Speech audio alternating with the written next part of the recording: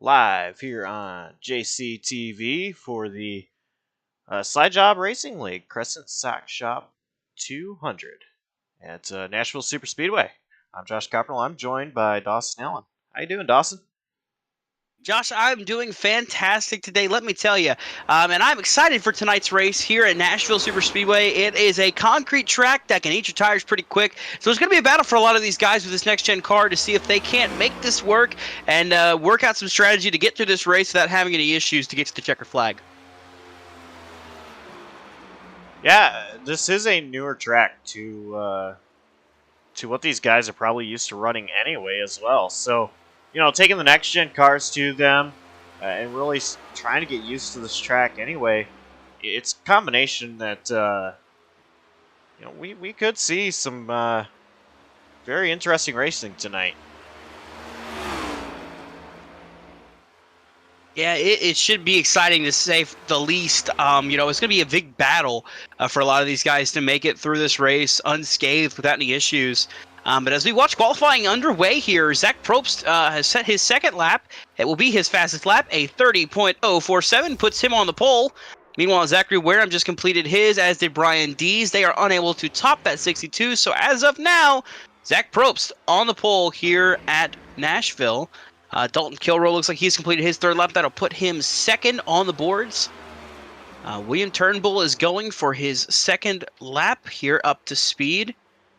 All over the place right now as we see through 3 and 4. This 44 is going to bring it to the front stretch. He is going to put that car with a 31.422, so he will not improve his time. But it's all over the place. Everybody's out there getting some qualifying down and getting ready to get this race underway here. Yeah, we got Jonathan Canfield currently sitting P4. As I say that, he drops down a couple of spots. Jamie Plord up to P2.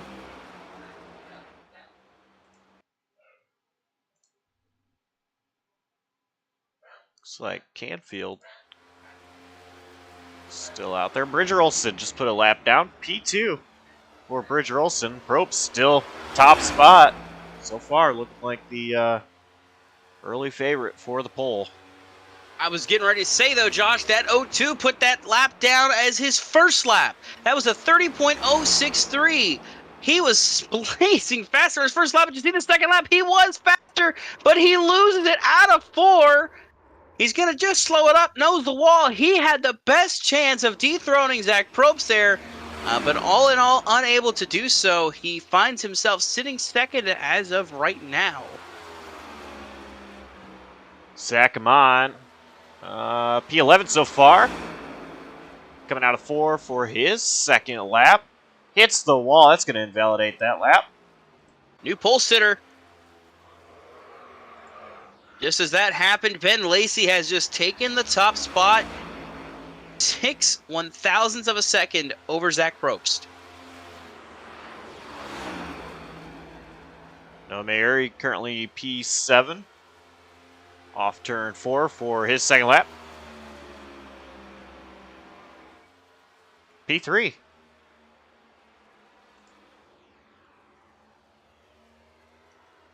Michael Amenti P15 so far, off turn 4 for Amenti.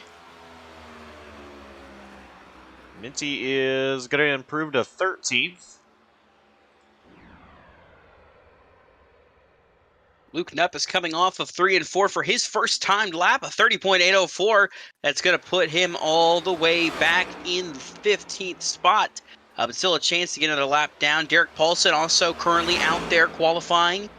So a couple guys out there getting their laps in here as they get near the time frame for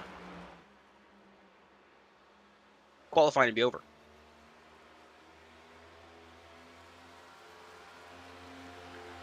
Luke Knupp going to complete his second lap. P11 for Luke. Derek Paulson. P12 for his first lap. Only car that is showing on the grid, on the track at least, is Zach Amon. Looks like he might have had some issues in his qualifying run. that wound up making him just park it there. Indeed, he hit the wall on his second lap, so he is not going to be able to complete that second lap and try to go for the pole for tonight's race. But other than that, looks like everybody else is kind of just staying where they are. No one else has really gone out to try to qualify any. As you see, Derek Paulson jumps up to 8th fastest on the board with a 30.130. I see actually now we got movement now. Ty Marasco starting to roll along here. Yeah, Ty Marasco running a Chucky scheme. Of course, yesterday being Halloween.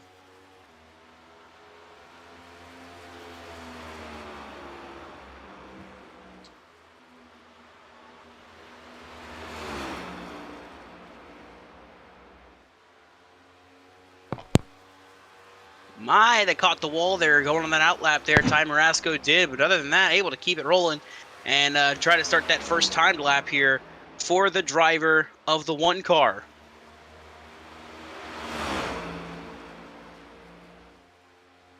See how his qualifying run can turn out. He's right there along the wall on the exit of 1 and 2. And it looks like he overdrove it maybe, or he's just ripping that top line. See how close he gets to the wall. Coming through 3 and 4. First lap here for Marasco is going to put him the 30.656. It's going to drop way back, it looks like, to about the 17th position, but that's going to be setting up for this second lap. This is the money lap for the one car. Yeah, off turn 2, down the back straightaway. Expect him to use the low line, as he does.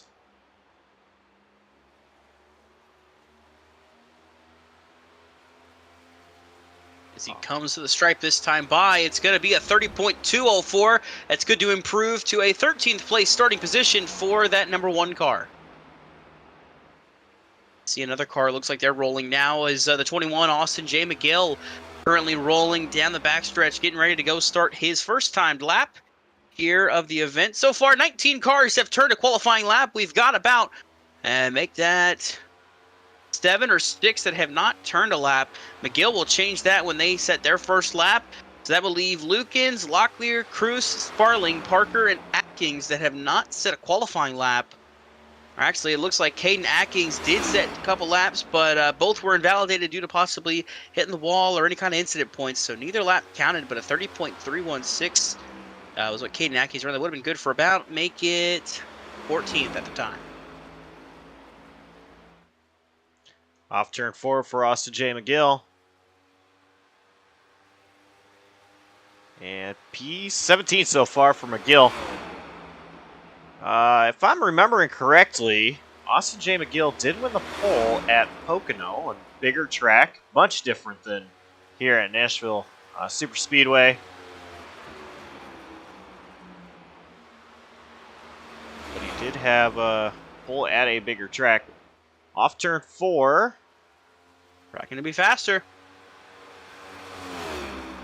30.104 puts him up to 6th now after that lap. A really good lap for Austin J. McGill, but alas, it only gets him to the 6th position as we have 45 seconds left in qualifying. Like we mentioned, 20 have put a lap time down. And we've got 6 that have yet to do so, or at least 5 that have yet to do so. Our 6th driver, Caden Atkins, like I said, looks like he had some issues both laps in his qualifying run, unable to set a lap. So real quick, Dawson, just under 30 seconds left in qualifying. I'm sure nobody's going to get a lap down. So who do you got? Who do you think is going to win tonight? I've got my eyes on the guy going for 3 in a row. I'm going with that number 7 of Ben Lacey. I think he'll be able to get it done once again here tonight, and he'll get his 3rd straight win of the season here. It's a pretty solid pick, but you know, I'm going to go with the man in the 0-2, Bridger Olson. Bridger, he is fast everywhere you put him. Looks like he was going to have a good chance at taking the pole, just got really loose off 4.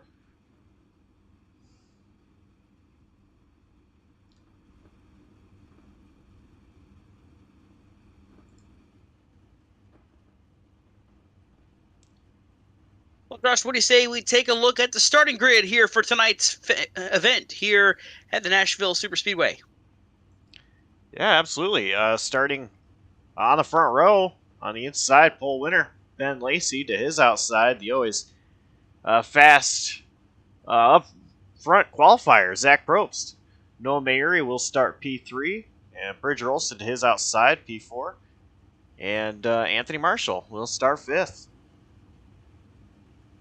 In the 6th position is the 21 of Austin J. McGill. In row 4, you'll see the 38 of Jamie Plord and the 41 of Dalton Kilroe. Then rounding out your top 10 is Derek Paulson and Brian Dees. Starting at 11th is going to be Caleb Sheets with Jonathan Canfield to his outside. Luke Knupp will start 13th, Ty Marasco in 14th, and Zachary Wareham in 13th.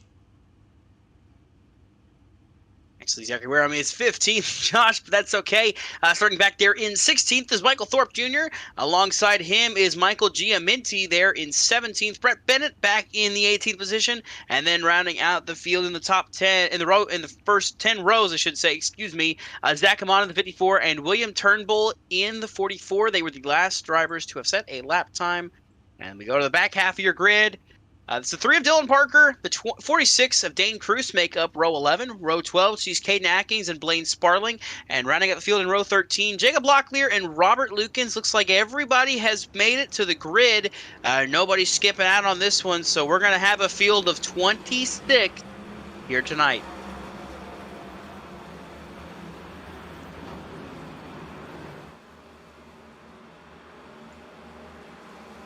And we're going to... maybe a little bit of issues there trying to get off pit road. We're going to talk more about it later tonight, but I did see an announcement was made yesterday. Jacob Locklear, this will be his final start of the season. Jacob Locklear is joining the Air Force. United States Air Force. So we'll touch base on that a little bit later. Maybe talk to him.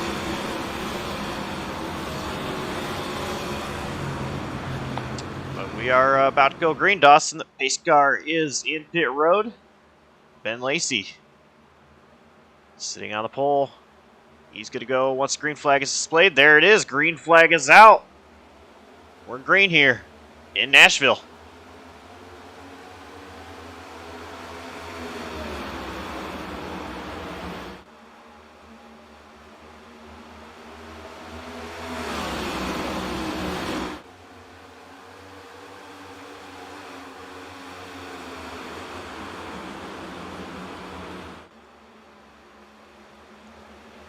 Side-by-side battle. Oh, man. Bridger Olson a little loose. Off 4. Noah Mayuri was underneath him for P3. Olson tucks in a line. Everybody trying to settle in here. Everybody able to make it through the first lap okay with no wrecking, no issues. Maybe one car slipping up in the wall, but that was about it. Meanwhile, everybody else, they are battling for position, but out front making the top 5 that are clear of any side-by-side action. You'll have to go back to 6th place. Anthony Marshall and Jamie Plord fighting for that 6th spot. And they get single file, but don't look now. Derek Paulson underneath Jamie Plord. Battle is for 7th. Now make it for 6th. Look at the run the 6 of Jamie Plord. Derek Paulson will have, excuse me. Jamie Plord is the one that falls back in line behind him to see if he can take advantage alongside of him. But right now, that number 6 is on a mission. You can see there. It's like maybe a Zombies theme scheme here for this driver of the 6th car.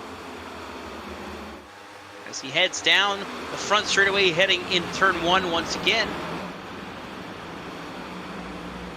Battle heating up. Caleb Sheets has moved up to the 9th position as Anthony Marshall continuing to drop early on here, starting 5th and dropping all the way back to 11th thus far in the runnings of this race.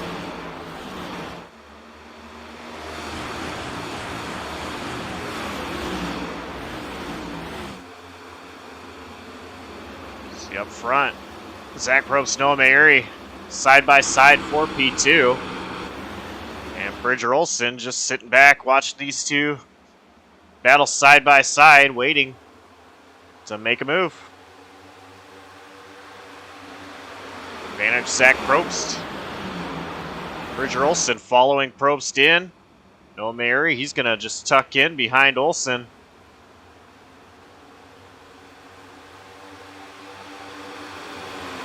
That issue just happened back here in the back. The 44 William Turnbull missing the corner, just about spun the 20 of Robert Lukens around. Gathered it up and able to keep it going here so far, but issues developing in the further back half of the field here. That was for 23rd position.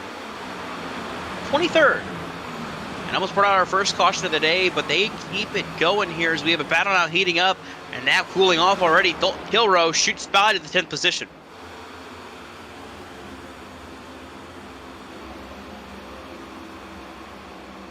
Is everything really single file for the most part? Whoa! Car on the wall on the front stretch. William Turnbull had issues. He got up on the wall, came down just a little bit, got into the 46 of Dane Cruz. He went sideways. He hit the wall, but no caution. I think Turnbull might have a broken toe link. Zachary Wareham is pulling off as well. He just said that he is pulling out of this one, and he's saying he's retiring from this race. Gonna park it on pit road and disappear quickly. Is that 12 machine? So Zachary Wareham is now out of this race. Currently will be scored 25th. But William Turnbull, if he passes him on pit road per chance, that'll put him back to 26th. As we see a pass happening here, Derek Paulson has now cracked the top 5. He has made the pass on the 21 of Austin McGill, and he's bringing with him that 38, Jamie Fleur. They continue to fight for every spot they can get. But this 6 has been on a mission, making his way through the field, marching car by car, bit by bit, as he climbs his way now into the top 5. But out front, it's all that 7 car. Ben Lacey continues to lead the way here.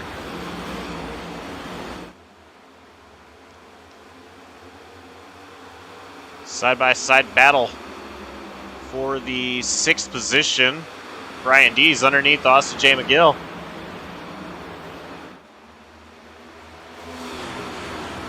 More moves up front. Derek Paulson, Jamie Fleur, they are on a roll right now, working together just to make their way through the field here. Now, Jamie Fleur started 7th, so really not too much movement, but you look at that 6 at Derek Paulson from 9th now to 4th. He is on a mission marching to the front. He has been running the fastest lap times of the past couple laps. While making the moves through traffic, as that time by, though, Ben Lacey with a faster lap, but that 6 car is fast. He definitely is fast. I'm very curious. And something I've been thinking about for a couple laps is how hard is he pushing his car? This track, it is concrete. I don't want to sound like I'm comparing apples to oranges, but I know another concrete track, it just tears up the tires very, very quickly.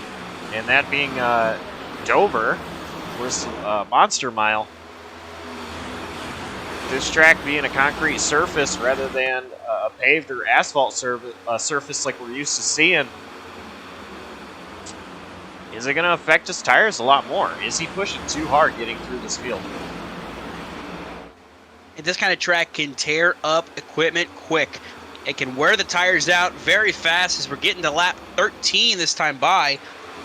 We're about to start seeing some guys struggle here. Any of those guys that have been pushing hard on these tires, they are going to start struggling, and there's going to be some guys that have been kind of flying through the field that have been on the move through the start of this race. They're going to start slowly dropping back here because they're not going to be able to maintain those spots on those old worn-out tires. We're already seeing some fall-off here. They were running 30.2s there early on in this run. Right now, they're running 30.5s, 4/10 of drop-off here in about the last 14 laps.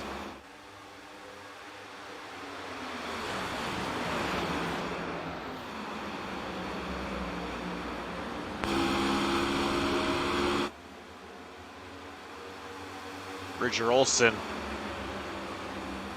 starting to close in the gap on Zach Probst a little bit quicker. Olsen, of course, fastest car last time around.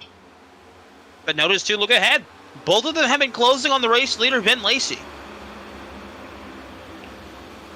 Yeah, they are closing that gap. Zach Probst actually faster than the Lacey and Olsen drivers.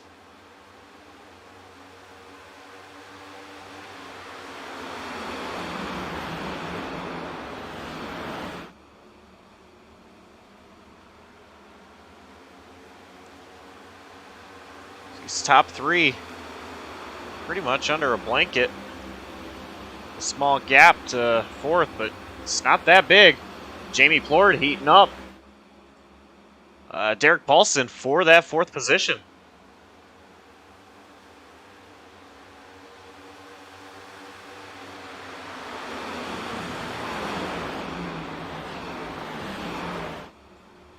He's kind of settled down throughout the field right now. Everybody kind of single file, kind of running the race.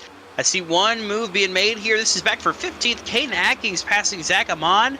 As we see a battle heating up now, that would be for the 4th position. Here comes Jamie Plord to the inside of Derek Paulson. Caleb Sheets is making way through the field.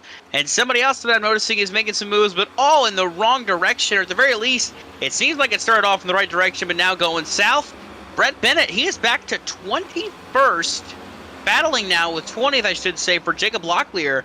But this 47 car is just, he was up front, but now he's going the wrong way.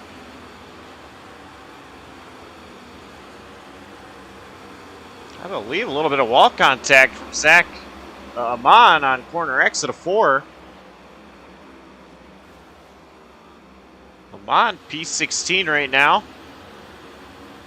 But he has Ty Marasco looking underneath.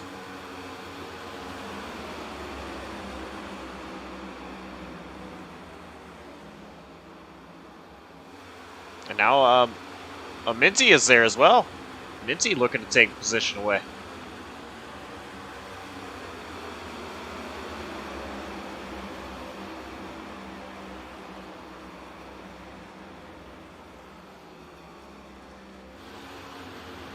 Battle for the top 10. Dalton Kilroe to the inside of Luke Knupp. It looks like he's going to take it here down the backstretch. As you see that 41 shoot to the inside, shooting by. He will take over the 10th place position from that 29, but he's going to try to fight back, trying to cross him over all over the back bumper of that 41, heating up now for some spots. Looks like some trouble a little bit further back. Somebody got the wall. I believe it was the 16, Jonathan Canfield. Very slow there, stacked up a lot of cars, and a lot of guys taking evasive action to miss that one. That was either the 16 or the 34. Indeed, it was. Canfield hitting, I believe, the 55. That is Michael Giaminti, and the 51, that is actually the 54, Zach Amon. But everybody able to kind of get out of the way and kind of keep out from having any more issues.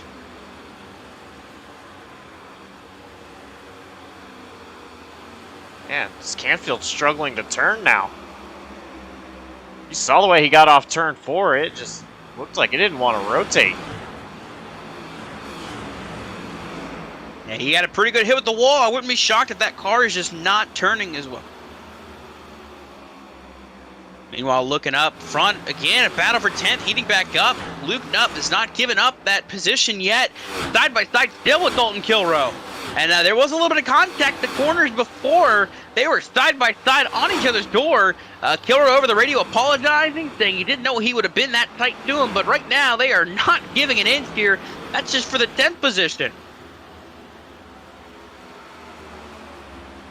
Pass for 3rd, though. On the move, Jamie Plord into the top 3 now, looking to set his sight on Bridger Olson and Ben Lacey.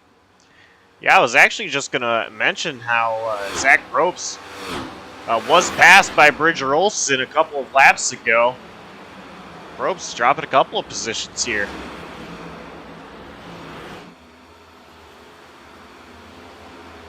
Bridger Olson, he started 4th up to P2. A little over a second behind Ben Lacey. Some more contact further back. It's going to set up a 3-wide situation just about. Battle hard here happening for the 16th position. Zach Amon and Michael Thorpe almost made contact. Dane Cruz went to send it 3 wide, heading into turn 3. That 46 wants to go. It's going to hit Amon. It's going to slide. Can he save it? Indeed he can. He'll keep it straight, no caution yet, but that 46 is going to pay the price, dropping back into 43rd after making contact with the 51 as that come on.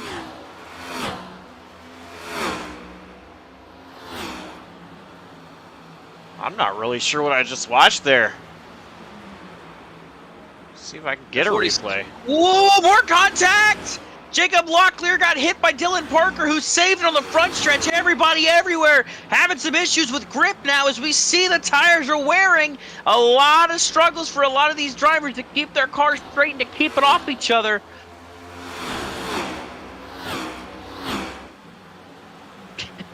Chaos everywhere, Josh. Yeah, and you know, I mentioned it at the top of the show that this is a newer track than what I'm sure people are used to running. On top of that, this league here, the Slide Job Racing League, they don't use the Cup cars every season. This is last season they were in the Xfinity car. This season they're here in the Cup car. So not only is it a newer track, it's also a newer car, of course. These guys are really used to driving.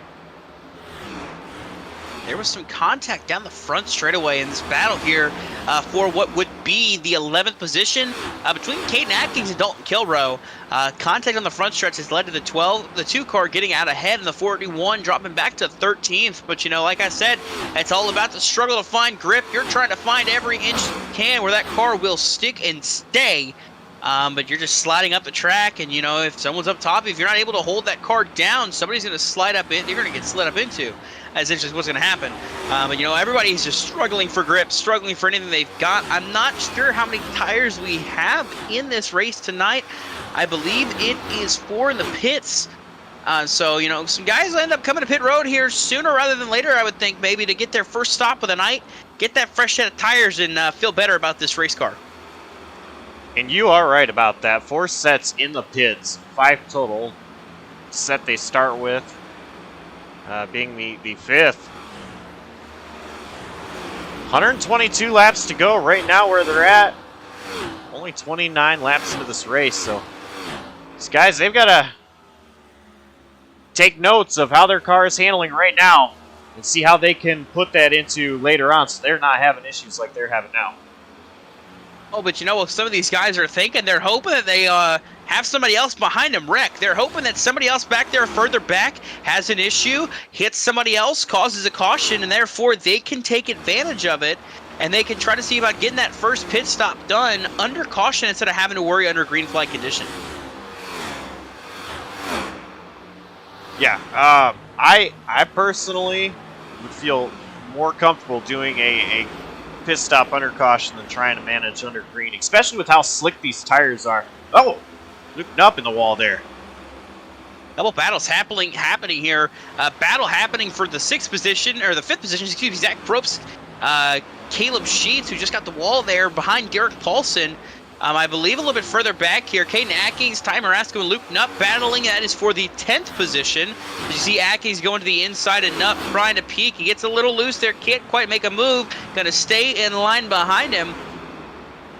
And just a little further back, one that I've been watching for a bit there that's kind of slowed up. Michael Amenti and Michael Thorpe Jr., they were side by side for a while there. You see now Noah Maori getting passed by Austin McGill. It's a lot of battling all over this racetrack. Going back to this Caden Atkins, Luke Nutt. Oh, both on the wall, 3 on the wall. Yeah, they were 3 wide for a moment. He's led the charge, and all 3 of them followed him into the wall. Like lemmings off the cliff, there they went. But, I mean, I don't know how hard of a hits they were for the 3 of them, but it looks like Ty Marasco's a little bit slower than the other 2. So it might have been a pretty good hit for that one car as he falls back into the grasp of Dalton Kilrow. Still battling, though, is Nupp and Atkins. And Atkins going to try the crossover on Luke Nupp. Not able to do it down the front straightaway.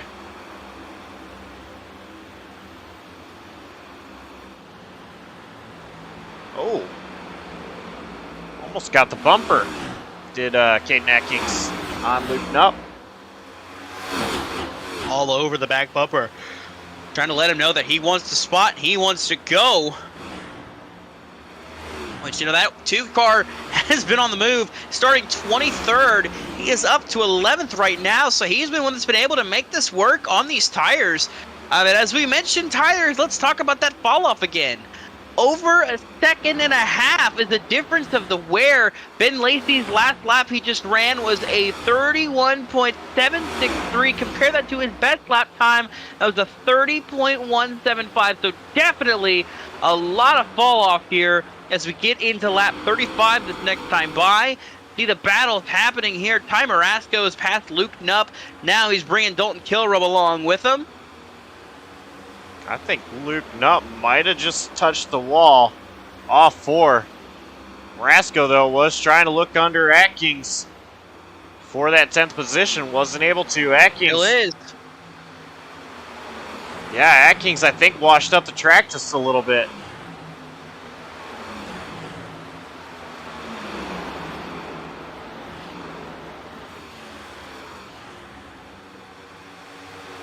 This has definitely brought Dalton Kilrow right there into the picture. As Marasco looking underneath Atkins once again. Pass made for 4th. Caleb Sheets has found himself up to the 4th position here as well from starting 11th. He has made some solid moves to the front here after last week's race. He had a lot of issues in that one, but right now he's kind of settled back down, and right now running a very respectable 4th place. So a good run going so far for the driver of the 26.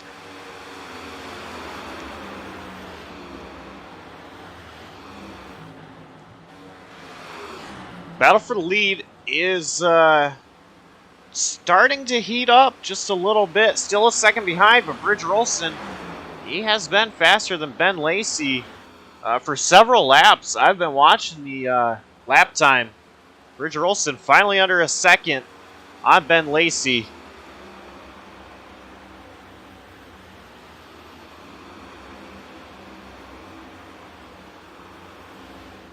Gaining about a 10th every lap. He is flying up on that 7 machine.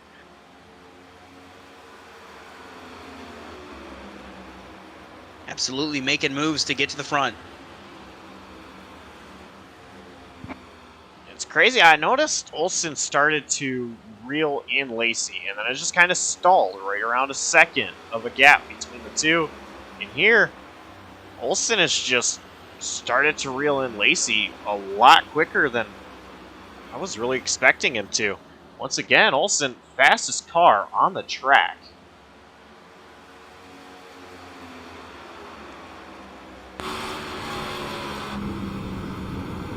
As a lot of these other battles have kind of mellowed out, kind of spread out some more, this one is getting more intense as Bridger Olson is picking up the pace on our race leader Ben Lacey. Still yet to see anybody come to pit road yet, so it looks like that's off the docket, at least for a little while.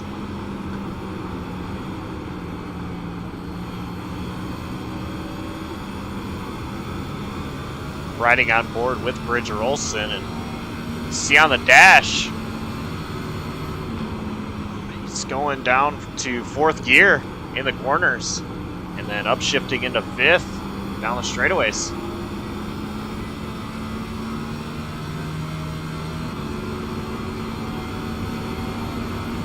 Haven't heard anything yet about anybody coming to pit road. We're 41 laps into this event. We've got about 110 to go this time by. Still no word yet. Anybody coming to pit road? It looks like everybody's going to stay out for a little bit longer and try to make it stick.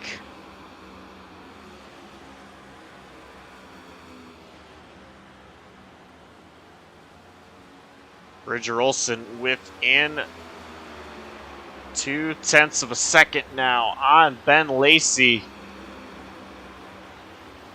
He's putting the pressure on him now.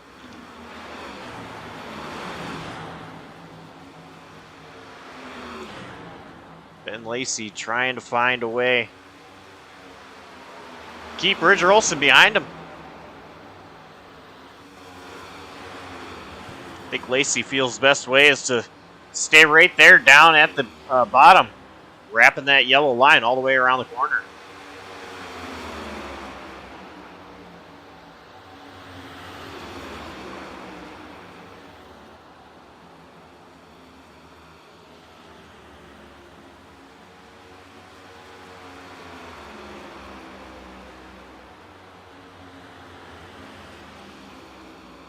As that battle happens for the lead, another battle for position is starting to heat up. Up for grabs is the 9th position as Noah Maori looks like he pulls to the side to let Marasco go.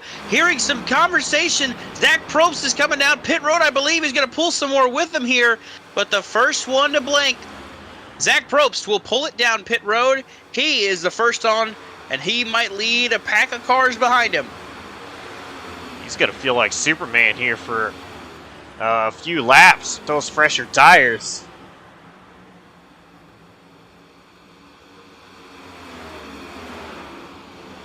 Oh, close, close, close. Oh, my goodness. Oh, my goodness me. We almost just saw Ben Lacey get wrecked out of the race lead. Instead, he has to give it up to Bridger Olsen. I think William Turnbull had another issue, and he pulled down the track right in front of the leaders. Just about took out Ben Lacey and Bridger Olsen, and that gives the lead to the 0-2. Oh my God.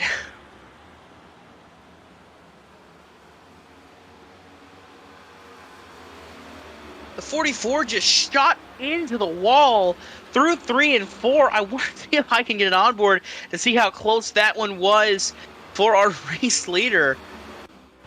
When I say he literally shot down across the nose just about into Ben Lacey there. Luckily, though, they were all able to avoid him, and everybody was able to miss it, but I see some cars slow on the apron this time. Jamie Plord, I heard over the radio, is coming this time. Next up on board, the 29, Luke Nupp is coming this time. Michael Aminti is coming in. Kate Nackey to the 2 is also committing to pit road. Oh, Luke Nupp will make the commitment line. Almost overshot pit road.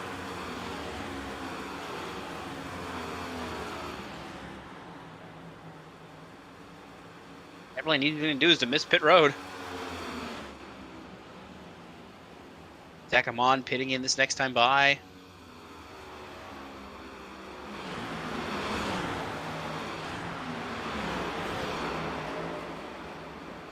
As we see drivers pulling on pit road, some battles still for position heating up. Ty Marasco is moved by Austin J. McGill for stick. The rest of the field continuing to stay out so far. Michael Thorpe committing to pit road. Looks like Dylan Parker might be coming this time. Noah Maori queued up the mic. Maybe pitting this time by. Indeed he is. Noah Maori down to pit road. Ooh, Maori missing pit road just about. Parker almost followed him and missing it as well. There's 2 more down pit road. Ben Lacey, Bridger Olsen both down pit road. The race leaders on pit road. Yeah, I've been. Caleb G. Excuse me. Go ahead. I've been watching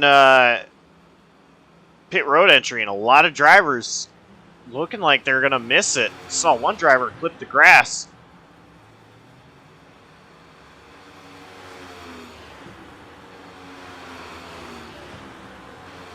Caleb Sheets, Ty Marasco in pit road.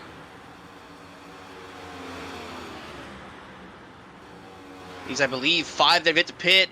Derek Paulson, Brian Dees, Austin McGill, Dalton Kilrow, and Blaine Sparling. But I believe McGill and Dees have committed to pit road this time by. And Paulson coming as well. Sparling will be coming along behind him. So that should bring just about everybody down pit road.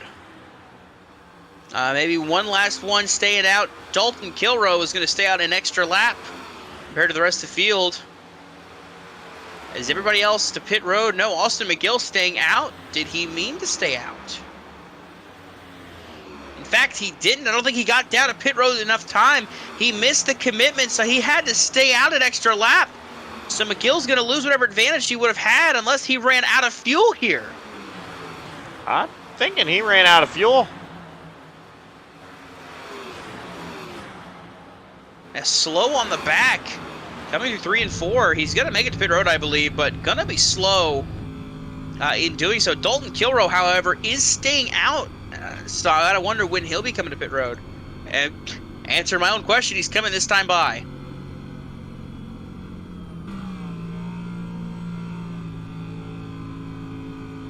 So Kiro stretches it 52 laps before making his way to pit road this time.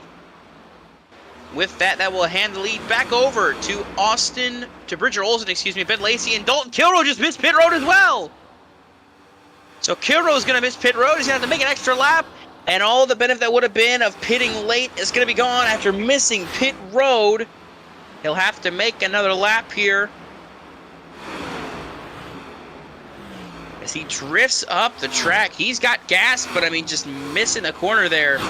As he has to go one extra lap to get back to pit road. So like I said, Bridger Olsen will get the race lead back with a 2.5 second gap right now. Now Dalton Kilrow out of fuel, heading through 3 and 4. But a 2.5 second, almost 3 second gap now is the difference between Bridger Olsen and Ben Lacey after pit stops. Pitting on the same lap. Ben Lacey had, looks like maybe 7/10 slower on pit lane compared to the leader Bridger Olsen, which would in turn get that big of a lead out for the race leader Bridger Olsen.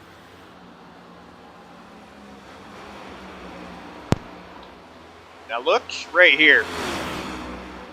Zach Probst pitting a lot sooner than everybody else. So I'm actually going to bring up show last pit lap. So 10 laps ago for Zach Probst. 5 laps ago for make that 6 for Olsen and Lacey. See here how much of an advantage Probst had over everybody else with those fresher tires. Now the issue here for Probst is he's now on older tires than everybody else. Once things really start to fall off, you're going to see Probst fall off before everybody else. Assuming, you know, this track just eats away at the tires equally. Probst can still try to take care of his equipment. But we'll definitely see. I'm interested to see how the strategy is going to work out for Probst. Now, you talk about that. How about the inverse of the strategy? How about the 6 of Derek Paulson? 5 laps compared to the leader's 7, and the driver, the 26, Caleb Sheets, is 6 laps. Oh, he came in 2 laps later than the leaders, a lap later than the guy he just passed. So, Derek Paulson, you know, very good on pit road. Very comparable to the race leader with the time it took him to get off pit road. So we're going to see the 6 car have a shot at making a run at things here, as he was able to have a very good stop despite pitting later than the leaders.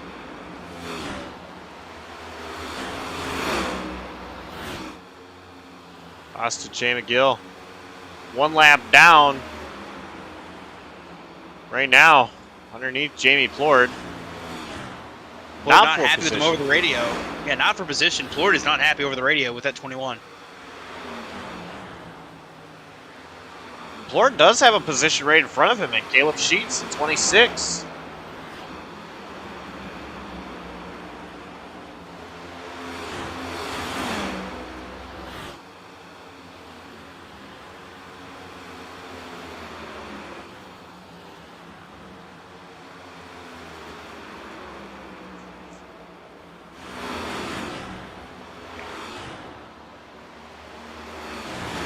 Battle right here for 8th place. Looping up. Timer Asco, Brian Dees.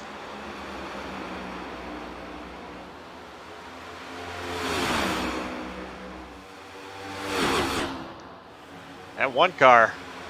Timer Asco, he is right there. With looping up.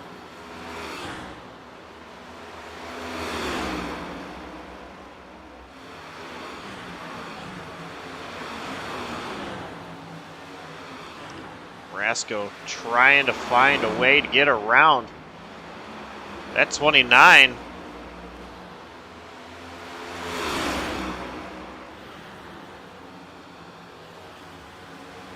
Rasco looking low.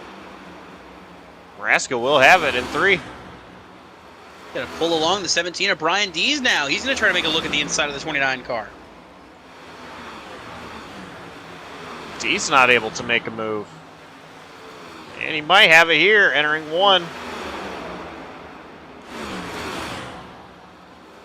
Brian Dees does get his nose down underneath.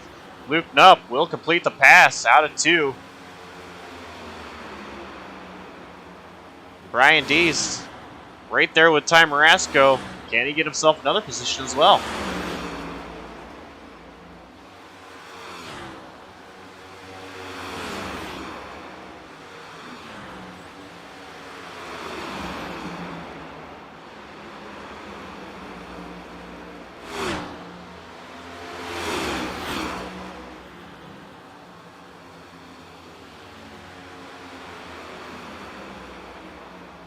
All this happens. Jamie Plord closing in on Caleb Sheets. That would be for a top 5 spot. That 38 running down the 26 car.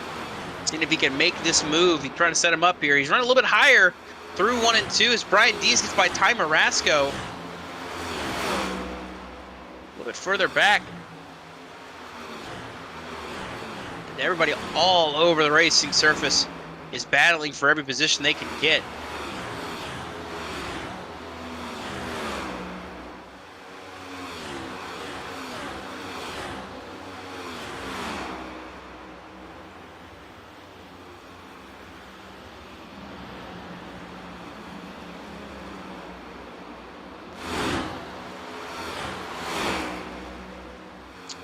Let's go ahead and do a turn it up segment.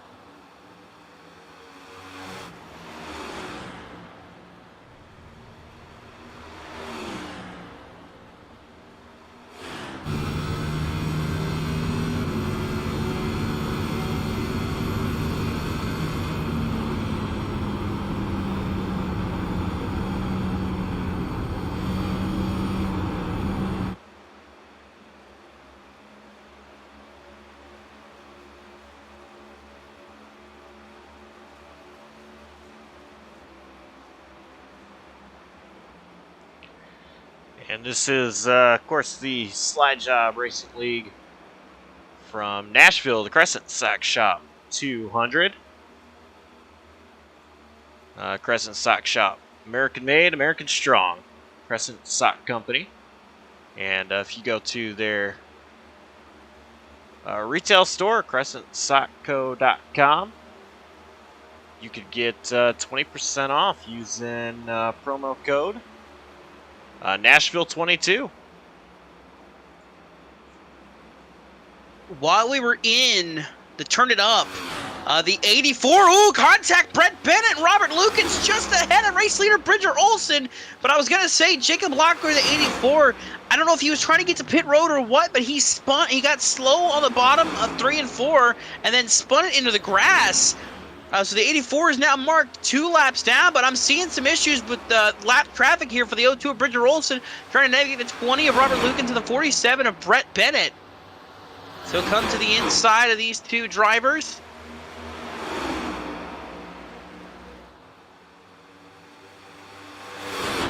Bridger Olson will finally clear both Brett Bennett and Robert Lukens. Somebody pitting this time by. I believe we're getting ready to see some more pit stops underway this next time by, which could easily be a decision, but I heard some noise up ahead. Somebody just got the wall.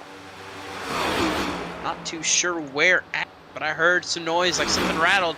Luke Knupp, however, is on pit road. The 29 car will pull it down.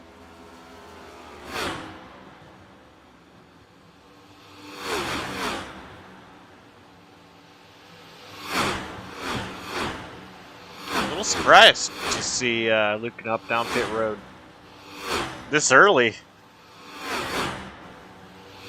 Now Luke Knupp actually has left. He didn't just pull down pit road to get service. He pulled it down to leave. So see what happens. But what I'm watching right now is you see Bridger Olson on your screen coming through the tri-oval. I'm looking. I see a car on track again. William Turnbull is back out on track. Currently scored 25th, 41 laps down. But he's driving it into every corner like it's like he's racing everybody for position. Right, really close with the 3 of Dylan Parker. So we'll have to see what happens. But as you see, Luke Knupp out of the race. Jacob Locklear, Dylan Dalton Kilroe, and Jonathan Canfield. Those others that are a lap down are going to move up position. It looks like Dayton Cruz is slow. Not sure if slow is because of the wall or slow is because of pit road. It looked like it might have been slow because he ran it wide in 3 and 4, actually. That's what happened with that 46, why he was so slow on track.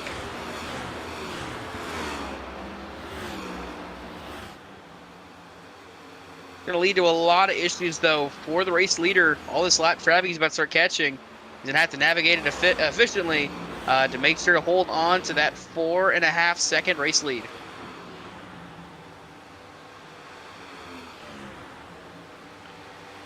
And we are now just past halfway in this race.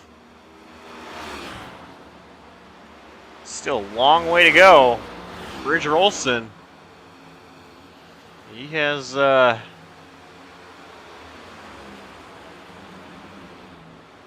really found the speed late in the first little stint these guys had. Hasn't looked back since.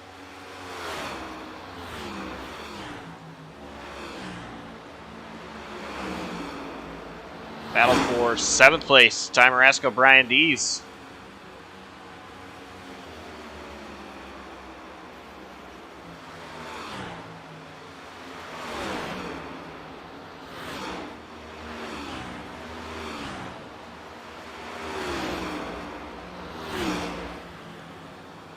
These two have been running around each other pretty much all night.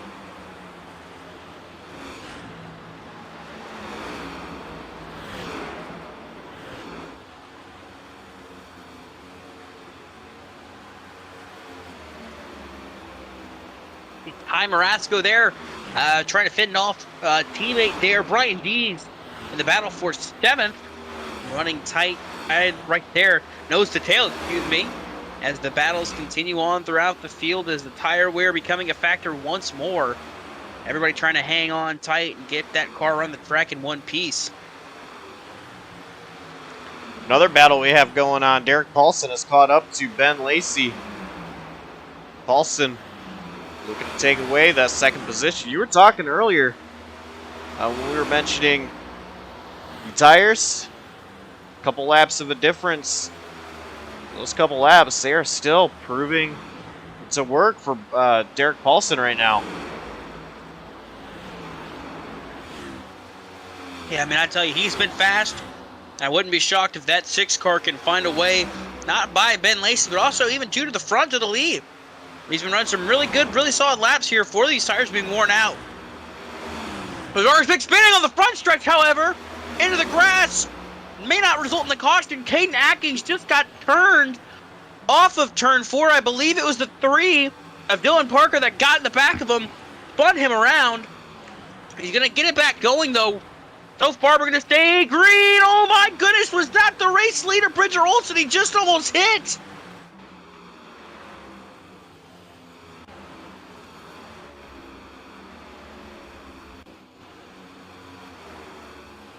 When I say that was close, I mean that was close. He just about clobbered him, but somehow he's able to miss it.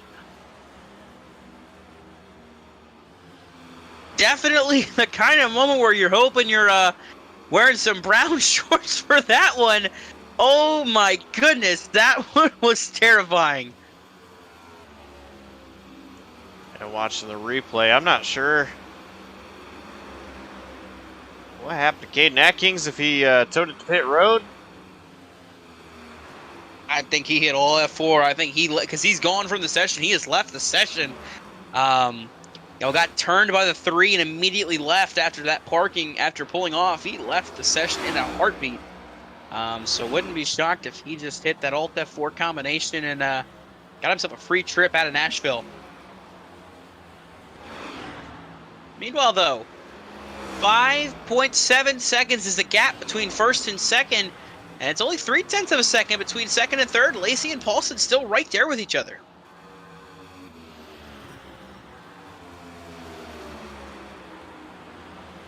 Yeah, Derek Paulson still hasn't found a way around Ben Lacey. But Paulson is definitely there waiting to pounce. If he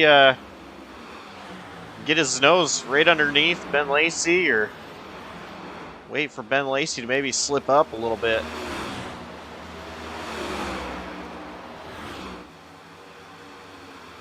I believe Dylan Parker just pulled it to pit road. Indeed, he has.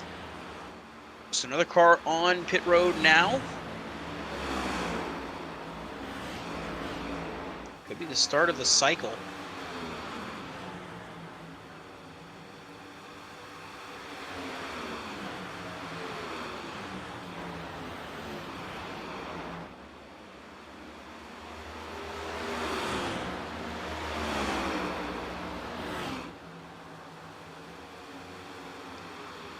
Still not able to. Another down pit road. Zach, come on.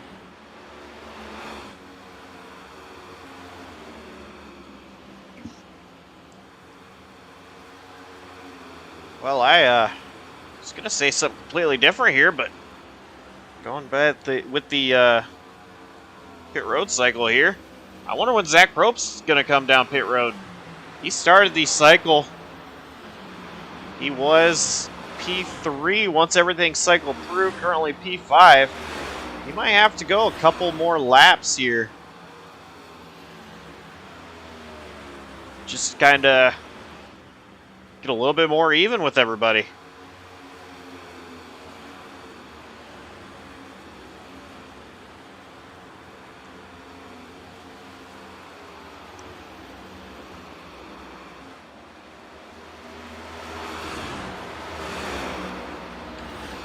Meanwhile, Paulson finally looking underneath Ben Lacey.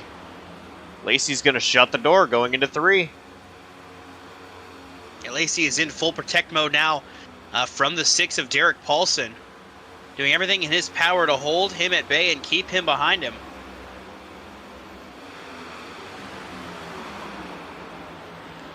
Yeah, I've been watching what Derek Paulson has been doing. He's been getting a little bit higher in the corner on entry and then cutting down on exit.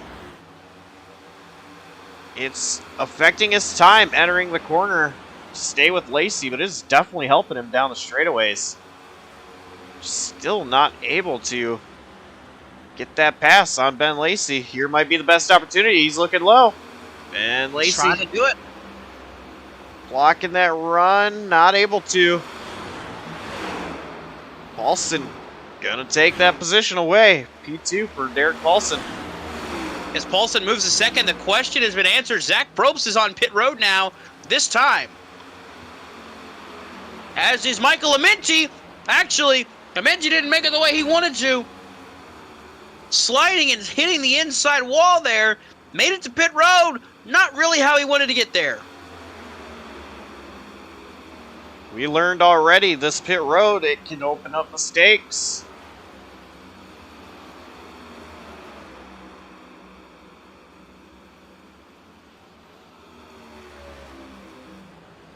Zach Probst off pit road.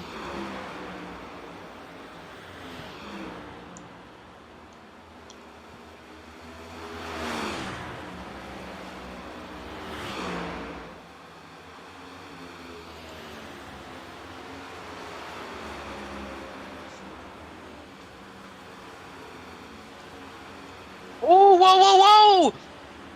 Stack up almost there. Almost got Derek Paulson and Ben Lacey involved between Robert Lukens and Brett Bennett.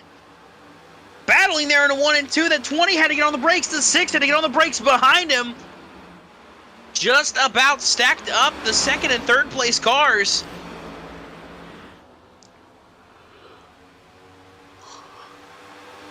They're going to pull to the high side. That's been the story of this race. Lap traffic has been an issue to navigate for some of these drivers as they've tried to make it through this race. Lap traffic giving them tons of issues. See, talking about lap traffic, Michael Amenti is on fresh tires, trying to do the opposite of what the 20 and the 47 are doing. He is trying to unlap himself as he goes to the inside of Ben Lacey. They're going to be 3 wide and 3 and 4. Not what you want to see if you're the 7 of Ben Lacey. But Amenti is trying to push to go back and get his laps back. See him go to the inside at Derek Paulson now.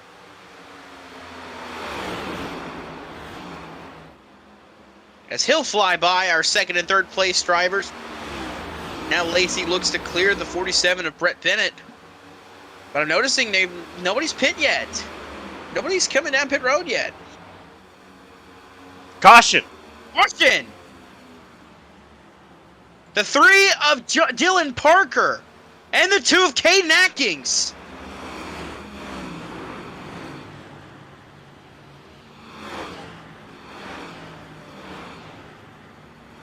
Oh, Atkins was coming off the apron Parker was coming off the apron as Atkins was coming up a little bit. The 3 tried harder to come up. Couldn't do it. The 2 was there, and that hooks him into the wall, takes them both out.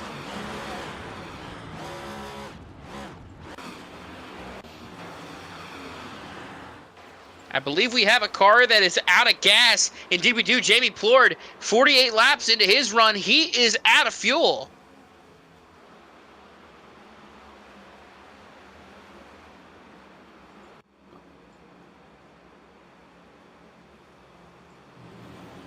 So is Jamie Plord out of fuel? Going to have to come down pit road early on here. Bridger Olson as well leading the charge.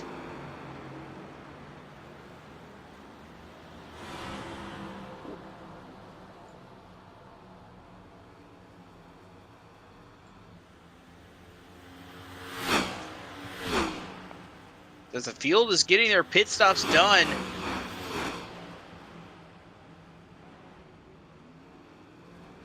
This 3 car needs to make it to pit road here soon. A broken toe link on that 3.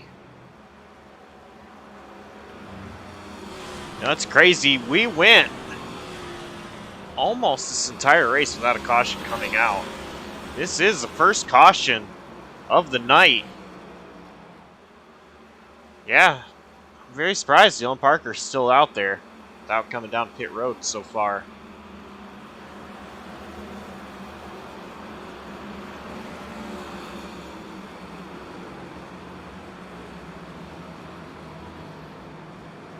See, 2 cars have stayed out. Noah Murray, Anthony Marshall. Everybody else has come down pit road. You see them coming down as well. They'll make their way to pit road speed and pull it down. Slow her up.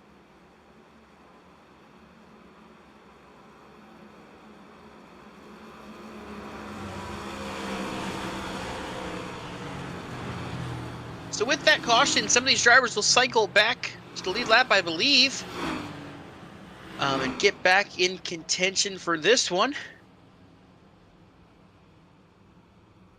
There's some of these guys a lucky break too, not having to worry about pitting under green conditions. The first caution of the race comes 95 laps into the event.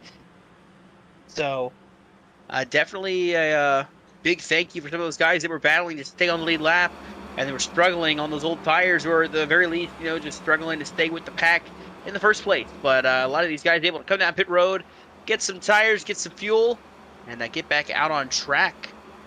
But some of which, of course, had to stay out, it looks like. I think Brett Bennett might have gotten the free pass, because he is currently showing as on the lead lap in 12th, getting his pit stop done. Meanwhile, Austin McGill, Jonathan Canfield, Zach Probst, Dalton Kilrow are currently ahead of the race leaders.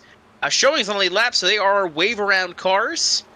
And then Michael Amendi is going to get one of his laps back this way as well.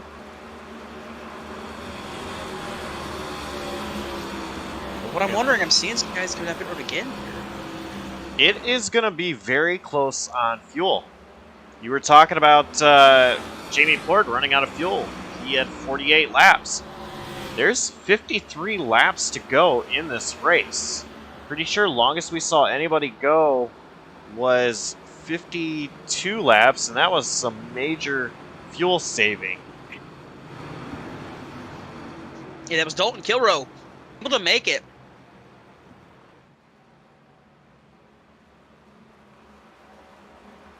And Dalton Kilrow made it 52 laps on that first stint. So I wonder if some of these guys are going to try to risk it with 53. We'll have to see.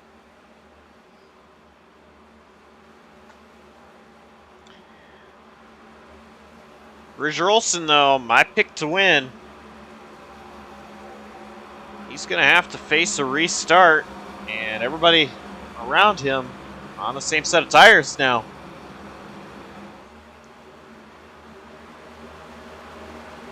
Everybody on even speed now. Coming through 3 and 4. The pace car pulls off. Bridger Olsen, Derek Paulson make up the front row, heading for the Geico restart zone. And Bridger Olsen will launch, leading them to the green here, back underway at Nashville. A great restart for Bridger Olsen. Ben Lacey able to gain a position up to P2.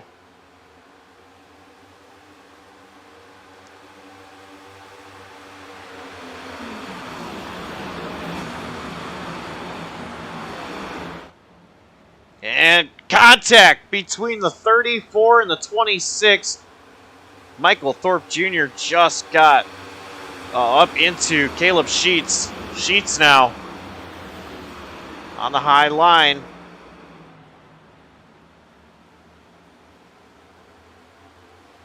Thorpe. I think maybe. Go ahead. I was thinking maybe one person that wants that caution to fly now. Robert Lukinson's one. He is currently the free pass. He's got a bit of a gap between himself and Zach Amon, but that gap is shrinking. Contact! As they see almost sliding sideways, spinning almost. Indeed, they are. Caution flag will fly with Caleb Sheets and Michael Thorpe Jr. again. Just as I was saying, Lukens needed it. He's gonna get it. But at the same time, he's going to have contact involved in that accident. So that is not at all what Lukens needed. It looks like he had contact with the 26. That might very well take away his free pass. Thorpe just got loose. Wicked loose for 34. Sheets got into the back of Marshall, and that's what spun Sheets out. So it wasn't actually contact between the 34 and the 26. Two separate incidents, but I believe it's going to take. The issue is with that, if Lukens is considered as being involved in that wreck with that contact there with he and the 26 of Caleb Sheets, that very well may pass that lucky dog to Zach Amon. Or at the very least, no lucky dog at all.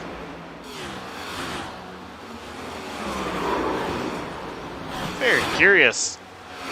if it's going to be scored as net code or if there was no contact at all, because I'm not so sure I actually see any contact at all happen with that 20. And I'm trying to look at just different angles of this.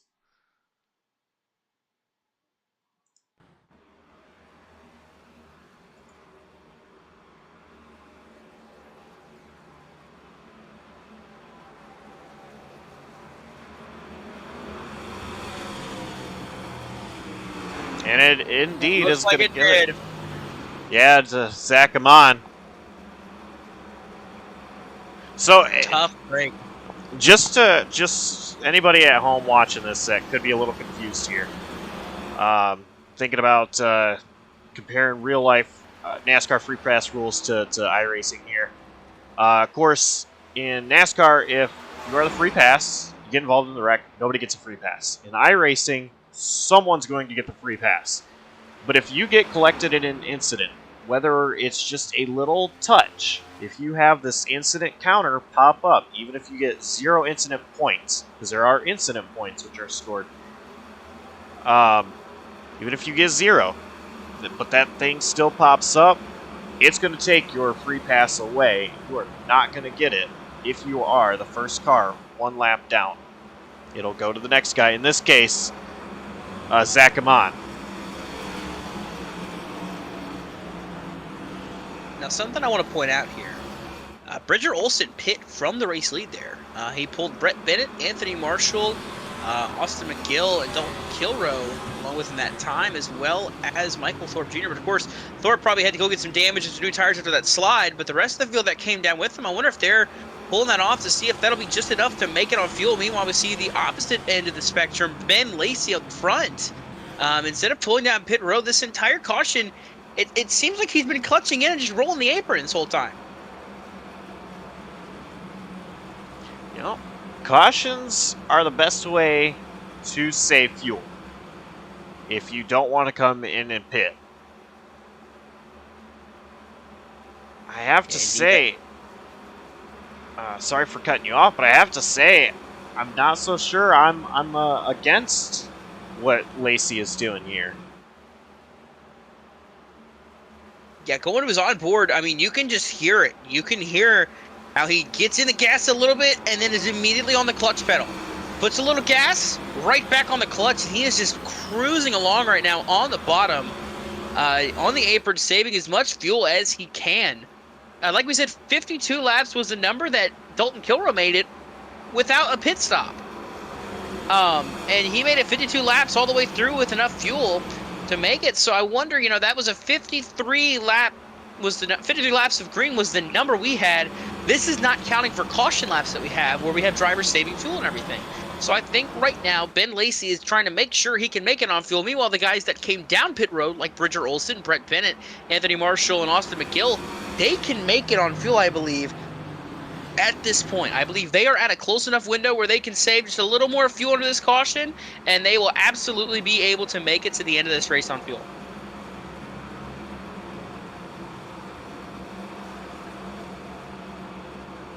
We're going to go green, 45 laps to go.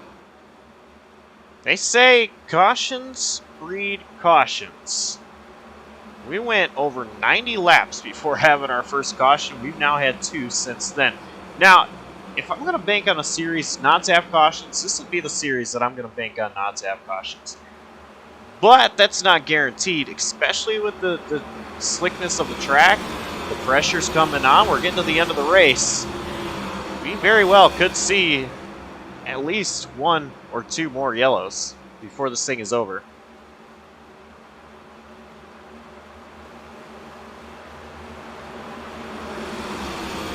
Pace car is off. Ben Lacey, Derek Paulson in the front row.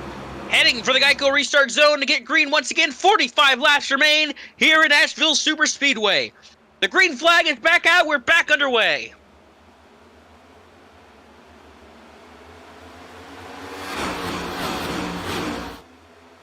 Side by side for second place. Marasco actually tucks in behind Derek Paulson, but here comes Jamie Plord. Plord underneath Marasco for P3.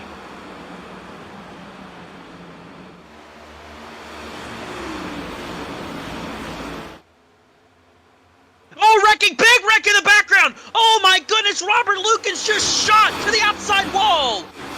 And somehow we are still green. His night has gotten worse. A massive overcorrect that collected Michael Amenti, but I wonder if the blink that he had there on the front that didn't get the register that there was a caution, but a massive hit for the 20 is going to take him out of it. Michael Amenti had nowhere to go, involved in that heavy front-end damage with his 55. It looks like he's going to park it and leave after that, but man, not what you wanted to have happen again. It just had to worse for Robert Lukens.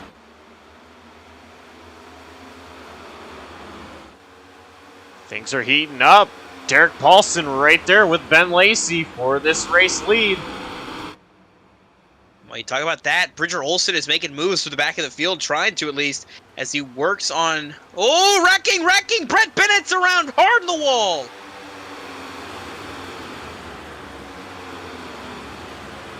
Brett Bennett just said his computer just crashed. Not only did his computer crash, he crashed as well. Got into Anthony Marshall.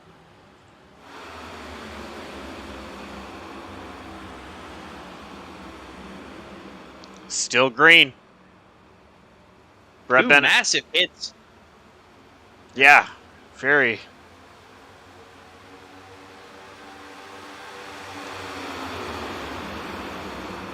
Ben Lacey able to keep his lead for now, and he might have a small break of pressure from Paulson, as Paulson's about to have pressure from Jamie Ford.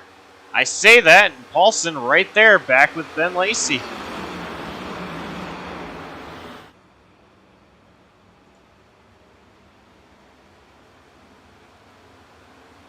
Side by side behind, though, Brian Dees, Ty Marasco. Dees looking underneath Marasco.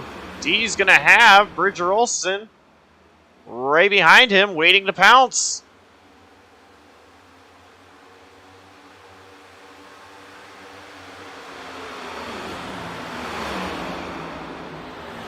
Oh, Marasco washes up the track. Dees clear, pulling away. Olson almost clear. Looking to get clear here out of one. He will. And Marasco shuts the door in front of Blaine Sparling.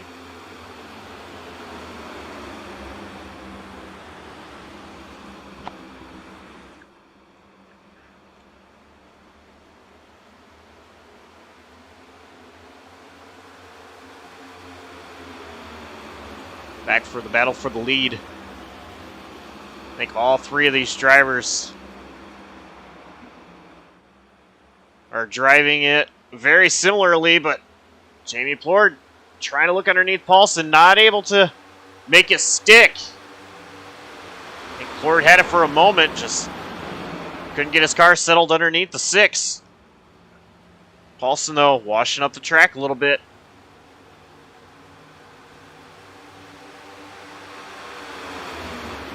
Kind of getting spaced out, going back single file, not really doing too much in terms of battling here. See a car on the apron pulling off pit road. I believe that's the 3 of Dylan Parker getting back out there to try to get some more laps turned in before this race ends. Just see if he can pick up some extra spots. Anything he can get, he will benefit from. Dane Cruz pulling off pit road as well. There's some spots not too far up ahead. For the drivers of the 46 and the 3, Caleb Steeds, Robert Lukens out of this race, Michael Amenti on pit road, and Brett Bennett likely out of this race as well. So a couple spots to take, but easily get close to a top 15 if a little bit more carnage happens here near the later stage of this race. There's still plenty of time for anything to happen, but right now I'm watching Brian Dees and Bridger Olson right there now. 4th and 5th have closed the gap on this battle for the race lead. Yeah, top 5, all under a blanket. Olson, he has the advantage with tires, and he definitely is good, or a lot better off on fuel than everybody in front of him. I was going to say, Josh, he didn't take tires that last stop. He only took fuel those pit stops. So that 02 is on the same tires as everybody else. He is just flat out racing, you know, with the same set of tires. He's just doing that much better of a job of driving it.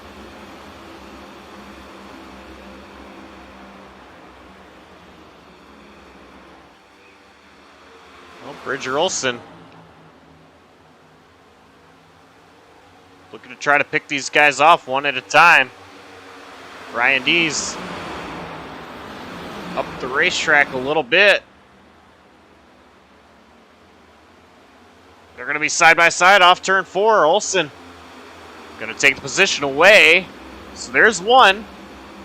Oh, Ben Lacey might have gotten up into the wall. There was a pass. Did Paulson get into Lacey maybe? Going back to look and see. It looks like Lacey might have just not had a good exit. Indeed, he did that on the front stretch. Contact made. Puts that 7 car back into the 3rd position, dropping him back a little bit further. So now the battle for second between Plord and Lacey. And Bridger Olson has an opportunity. This was a 5-horse battle a moment ago. Now it's just about if you're still in it.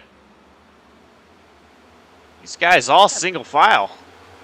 Let's say a 6-car battle with Ty Marasco catching up. And you'll see that blue car down on the bottom there. That is Dylan Parker. He is 18 laps down, but he's marching through this field right now. I'm not sure the benefit he's going to have marching through his field, driving through everybody like he has been. I mean, but if he wants to do that as his way to get his laps and get his positions, more power to him, obviously. You know, there's no rule against doing, driving the way he is. But at the same time, you would think, you drive with a little more care around guys that are battling for positions here in the late going of this race. With 30 laps to go, I believe, this time by.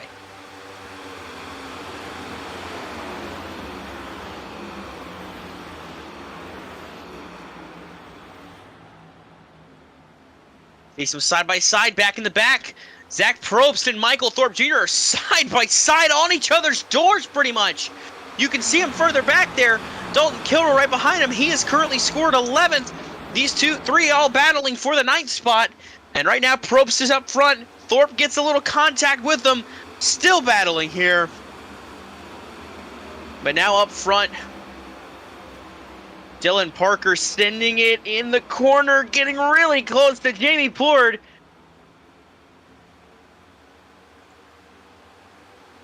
Again, Probst unhappy on the radio with Thorpe.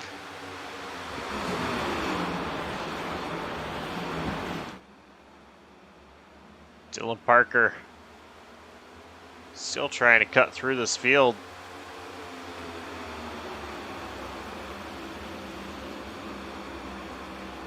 I mean, yeah, again, he can do that all he wants, but as a lapper, you've got to know when to kind of cut it off and, stop pushing as hard as he is like this.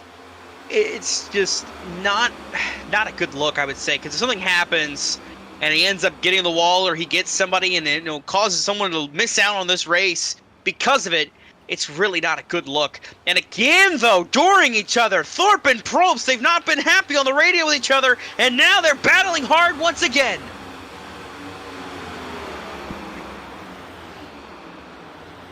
Thorpe to the inside of Probst. Still battling hard for 9th, and this time, though, Thorpe is going to get to the inside, going to try to clear him with Kilroy pushing him, if he can do so, to move on to the 9th and 10th positions. Probst battling hard on that outside, giving no room to Thorpe. Trying to get a better run off the corner, Zach Probst.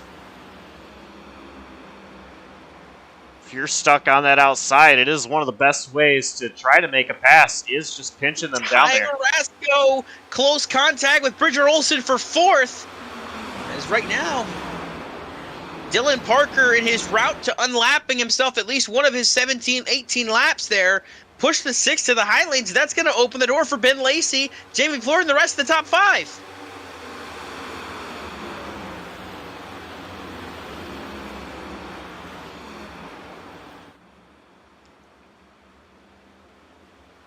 So here is battle.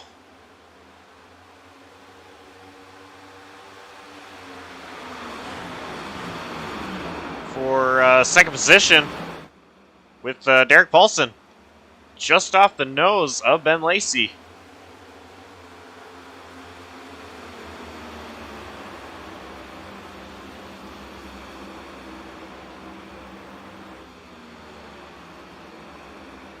Bridger Olson underneath Jamie Plord, gonna wash up the track a little bit. Side by side down the back straightaway into 3.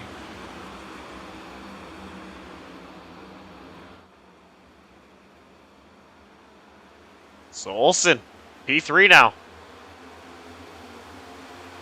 23 laps to go. The Crescent Sock Shop 200. Currently, this is Derek Paulson's race. Sitting P1, but it's going to be very close on fuel for a lot of these guys. I'm not so sure anybody in the top 5, other than Olson, is good to make it to the end. Yeah, it's going to be close. I wonder if Ben Lacey, that saving technique he had under the caution might have been enough, but contact with Plord and Marasco, it may end up being for nothing, though, because we may end up with a yellow here. We've only got 17 cars on track, 15 of which are on the lead lap, but that could still result in a caution. That could still result in a restart.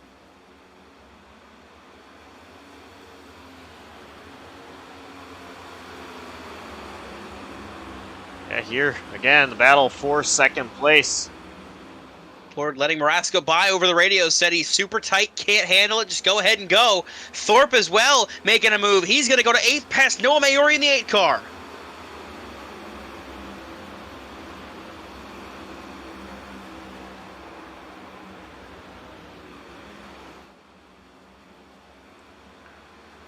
Fastest laps on track being turned. Ty Marasco in the 1.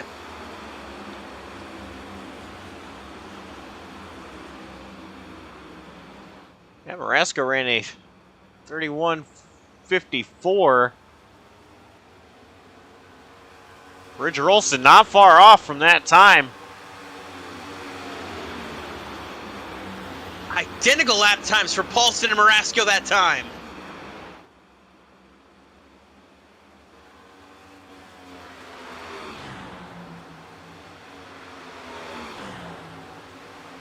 $20 laps to go.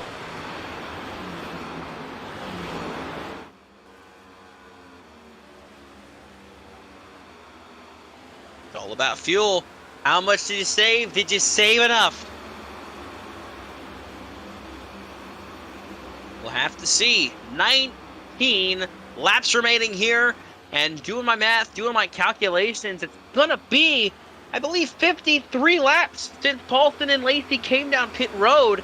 Olson and Marasco have come down pit road, or Olson, excuse me, has come down. Marasco was on that same length as Lacey and Paulson.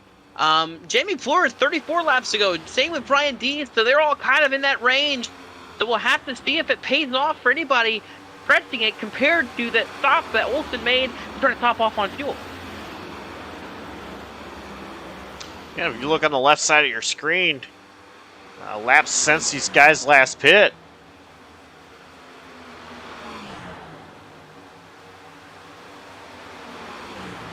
I'm not really sure what to think. Who has the best idea here? Are we going to get a caution? I'll tell you, if we do stay green, it is Bridger Olson with the best idea, rather, of strategy. Still not guaranteed that Olson will make it, but he's in better shape. As of right now, I'd say Bridger Olson is in the best position. You know, he should be guaranteed enough fuel to make it to the end, but we're not too sure yet fully. As you see, Ty Marasco making the move to the inside of that 0-2 for what would be third place. And Jamie Plord right there as well. It'll all come down if these drivers start saying they're out of fuel. That's all dependent on it. Caution is out! Zakamon on the front stretch, sliding sideways by himself into the wall. Ooh. And that's going to shake up everything. Somebody got into him on right after. Oh, whoa, yeah. That's the 46, Zane Cruz. What on earth just happened there?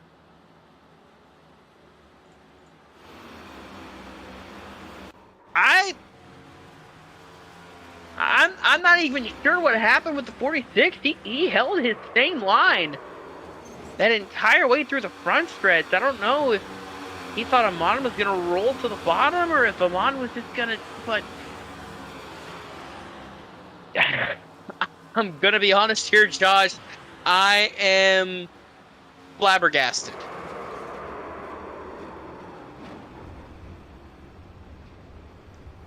I'm not really sure.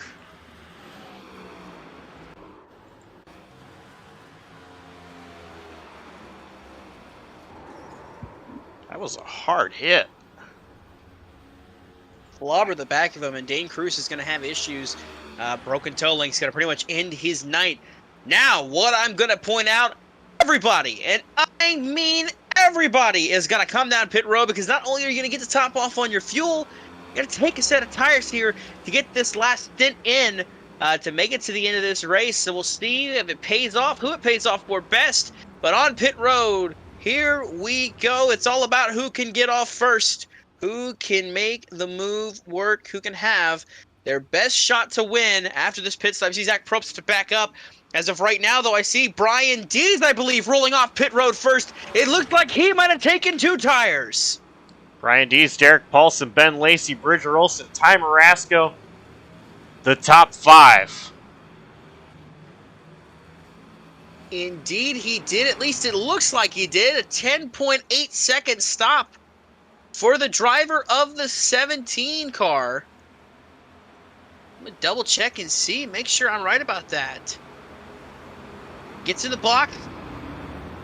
Right side's on. Yeah, 2 tires for that 17 car.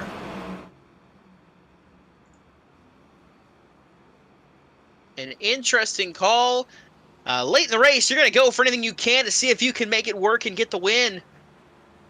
So definitely a decision made by Brian Dees to get him out front. It's just a matter of will it stick and will it work.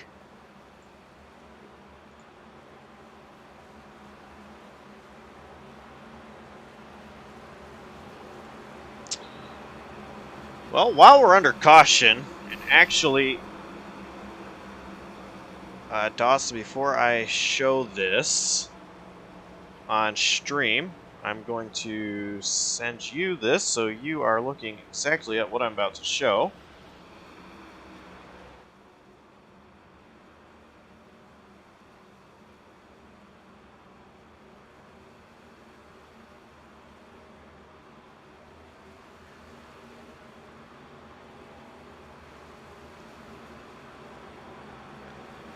So let's go ahead and bring it up. Our next season schedule. Slide Job Racing League 2023 calendar starts off January 17th, Daytona Media Day, the iRacing SuperSpeedway Clash, taking place January 24th. And just going down the line, Daytona qualifying, Daytona 250 Auto Club, Las Vegas, Bristol, COTA. I noticed on the track, or on the schedule rather, pretty exciting one. A lot of good selections for this schedule. Yeah, I was gonna say, looking over this list, it's a good roster of racetracks. You see, looking at this as well, I like that schedule following there: Kansas, Loudon, Atlanta, and then heading to Concord for the All-Star race. So definitely an exciting one that should be. That's a small track, that one is. It should bring some chaos. But then I like that stretch there. You got Nashville SuperSpeedway coming back here May 2nd of next year. Then May 9th, you go to Watkins Glen. Darlington the week after. Talladega, Chicago. So definitely a nice and fun way to close out the season. Not at all stressful having Chicago thrown in there as well. Or having Talladega thrown in there as well, I should say. Excuse me. But anyways, coming back around, it'll be 11 laps to go when we get the green flag. Brian Dees on 2-tire strategy. He only took right sides here. Gonna make a massive gamble and see if he can't make it pay off.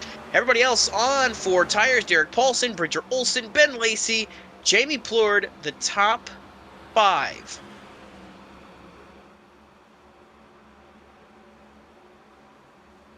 So as they come through 3 and 4, the pace car is going to pull off.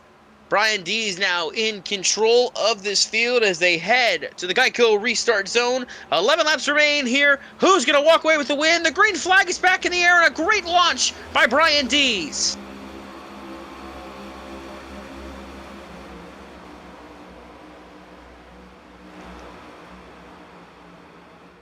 Derek Paulson trying to fend off the lane behind him.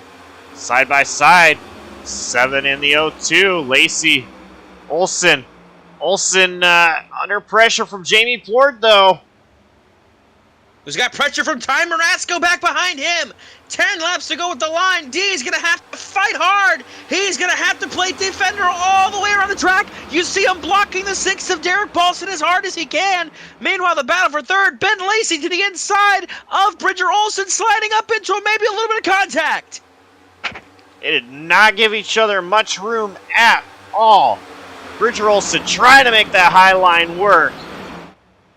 He drives it in deep at 3 and 4, trying to get there with them. Side by side now for second between Bridger Olsen and Derek Paulson. They door each other on the front straightaway. This is everything Dees wants to see right now. These guys just racing each other so hard. Paulson, a little loose there off corner exit. Still side by side with Olsen, though, going in 3. Ryan Dees with a call, a great call so far. It's working to his favor as everybody else drives hard. He is able to pull away.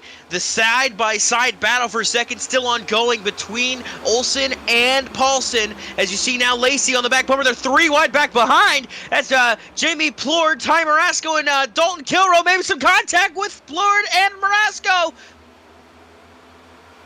Oh, Somehow man. they keep it straight. Kilrow got sideways.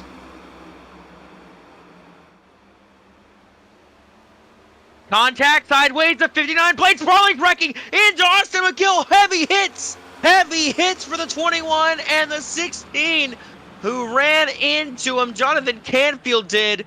And just like that, another caution. And that's not what Dees needed, though, because he wanted to see that race go green the rest of the way.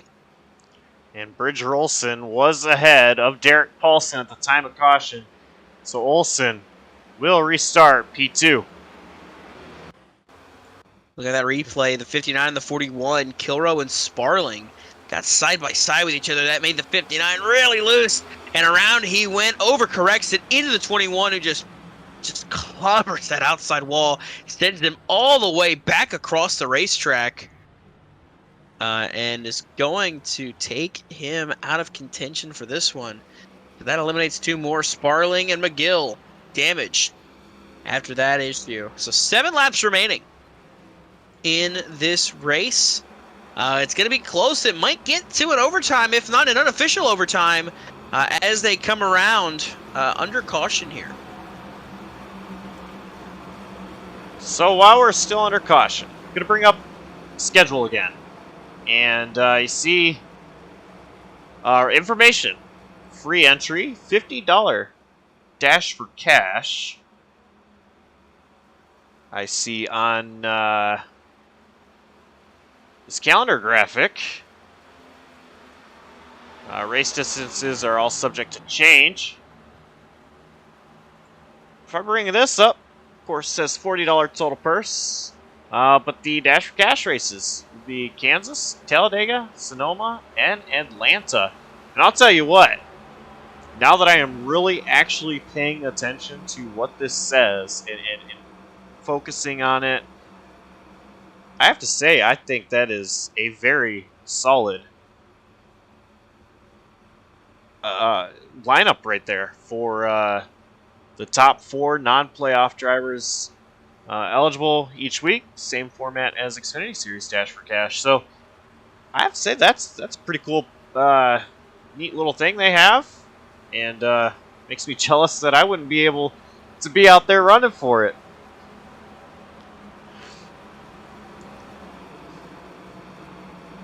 But Sonoma, of course, Sonoma is really kind of one of my favorite road courses. I I know a lot of people like Watkins Glen over Sonoma if you really compare the two. But Sonoma I like because it's a lot more technical than Watkins Glen. I think that is a cool road course to have in that little Dash for Cash schedule. Oh yeah, certainly.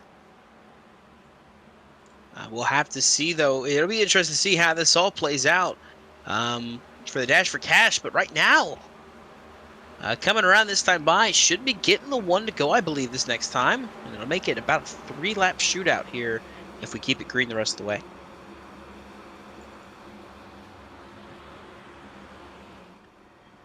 So this is caution number 4.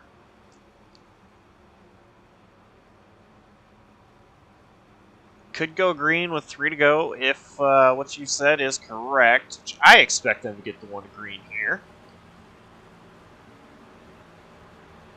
Yeah, should be one to green this time by. And that'll take it to 1 to green. Indeed it is. The lights are off on the pace car. So Brian Dees this time will choose the inside. Not the outside this time by.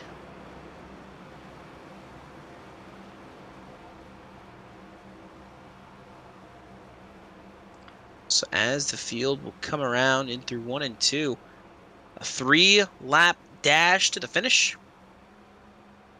We'll have to see if they can make it work. And see if we can get a clean finish here, or at the very least make it to the checkered flag without having to go into overtime. Brian Dees, Bridger Olson, Derek Paulson, Ben Lacey, Ty Marasco, the top 5. You see Noah Maori has climbed his way up to 6th. Jamie Plord back to 7th. Dalton Kilroe 8th. Michael Thorpe Jr. is 9th, and Zach Probst is your top 10. Jonathan Canfield is 11th with some damage from that incident. So was Zach Amon in 12th. He's got some damage from an earlier incident as well. He brought out that recent late caution. Anthony Marshall 13th. Blaine Sporling is 14th. After that, everybody else is either slow, behind, or whatever. Damaged behind, multiple laps down. 14 on the lead lap. Coming to the green, Brian Dees, Bridger Olson, the front row. Through the Geico restart zone, Dees will launch ahead of the field. Can they catch him? Paulson got the restart he needed. Stay side by side with Bridger Olson. Paulson trying to get ahead of the 0-2. I'm telling you, one of these guys has to clear the other if they want a chance to win this race. If not, I'm going to say advantage Brian Dees. Just yet, they pulled right back up to him. Bridger Olson is making the top lane work, and he is trying his best to get clear of Paulson. Here we go, 2 laps to go. They're still side by side. Brian Dees isn't fully pulled away yet, but he is still keeping his advantage of the race lead. Stack up just behind Ben Lacey, 3 wide. Derek Paulson having an advantage now. He could clear Bridger Olson. Olson driving it in deep. They're going to make it back. The white flag is out. 1 final lap here in Nashville. Brian Dees has a 0.3 of a second lead over second place Bridger Olson and Derek Paulson, who continue to fight for every position they can get. Ben Lacey just stored Ty Marasco. Ty Marasco's going to hit Dalton Kilroe. It's going to cost the 41 some spots, but meanwhile up front, coming to 3 and 4 for the final time, Brian Dees. You see some guys in the back trying the Ross Chastain. It's not going to work here. But through 3 and 4, Brian Dees, the 2-tire call is going to work. He'll win here at Nashville, and he'll take home the trophy as he wins the Crescent Stock Shop 200. And not a lot of happy drivers after that one, because we just saw an attempted Ross Chastain. We saw some other wrecking happening in the back. It looks like Noah Maori had contact with Ty Marasco that spun him into Thorpe and Probst. They wrecked there at the end. It looks like Zach Amon tried the Ross Chastain, just shot around the wall. And then he ends up hitting Jamie Plord and spins him out before the line. So Plord was on track for a top 5. And that wound up putting him all the way back in 11th. So the top 5 goes Brian Dees, Bridger Olson, Derek Paulson, Ben Lacey, and Ty Marasco. That was a wild finish.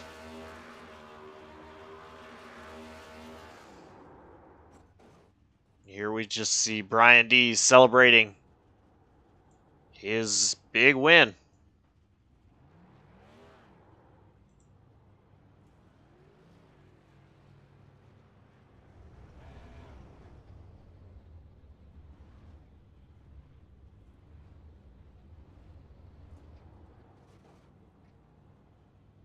The checkered flag flies. Brian Dees with the call of them all. He gets it done here, and he wins in the Crescent Stock Shop 200 here at Nashville. I believe that is his second win on the season. Correct me if I'm wrong, Josh. Yeah, I believe you are correct. Or no, wait, no, this is his first win. He won in the All-Star race. I believe this is his first win of the season.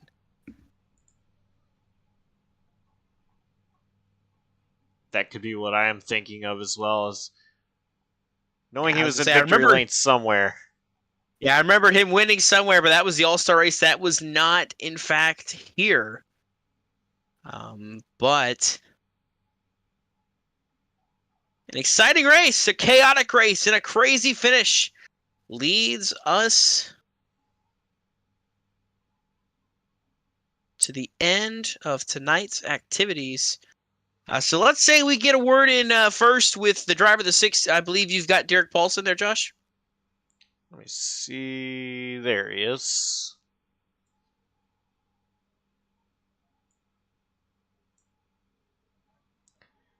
Hey, Derek, P3 finish for you. So, you had a wild battle with Bridger Olson. What was that like with the end of the race coming up? Well, I'm disappointed we had a caution to bring that out because I had essentially had the race won. And I'm a little disappointed with that last caution because it stole what I think went away from me. But yeah, Brian, my teammate, had an awesome pit strategy there and got in front of me. And Bridger and I were going to battle. And with us battling, we weren't going to. Neither of us were going to get to Brian, and I'm glad it was my teammate in front of me. So I was going to race Bridger as hard as I can. I don't think any of us was going to bend. I think we were going to be side by side pretty much the entire time, which I think we were. I do got to give a shout out to him for it was clean. I mean, we raced hard. We didn't wreck each other. It was a fun battle there at the end. So we do believe that Dees, of course, took 2 tires. Everybody else with 4 tires, and like you were mentioning, staying side by side, nobody was going to be able to get to Brian Dees. If I'm thinking is correct, from your perspective, do you think that either yourself or Bridger Olson, whoever got clear of who first, would have been able to get up there to Brian Dees?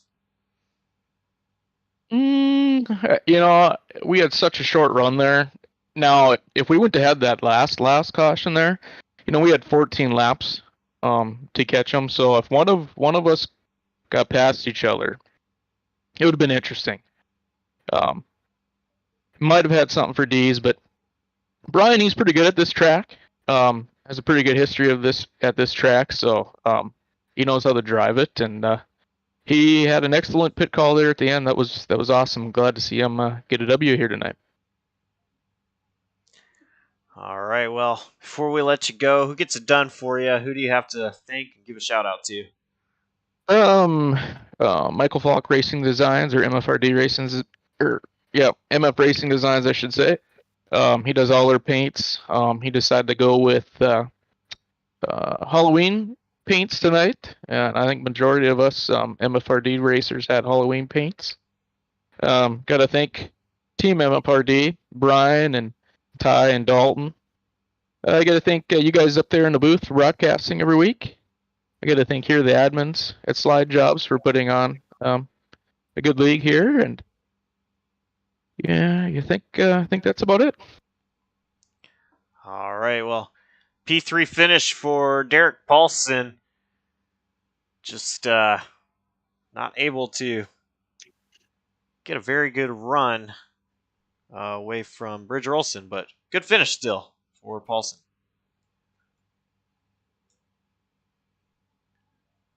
And we head to Dawson, who has Bridger Olson.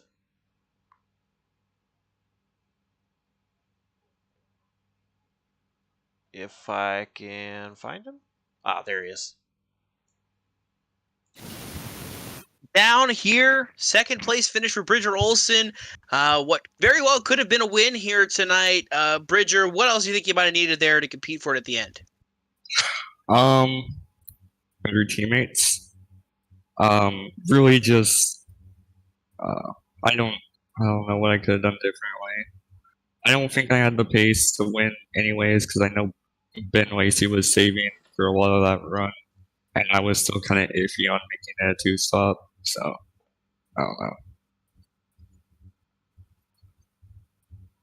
Right. Well, you saw the strategy call there, though, by Brian Dees taking the 2 tires. Do you think if you could go back and change that and take 2 tires, what do you think you would have been able to pull off something that he did, or maybe even battle with him for the win?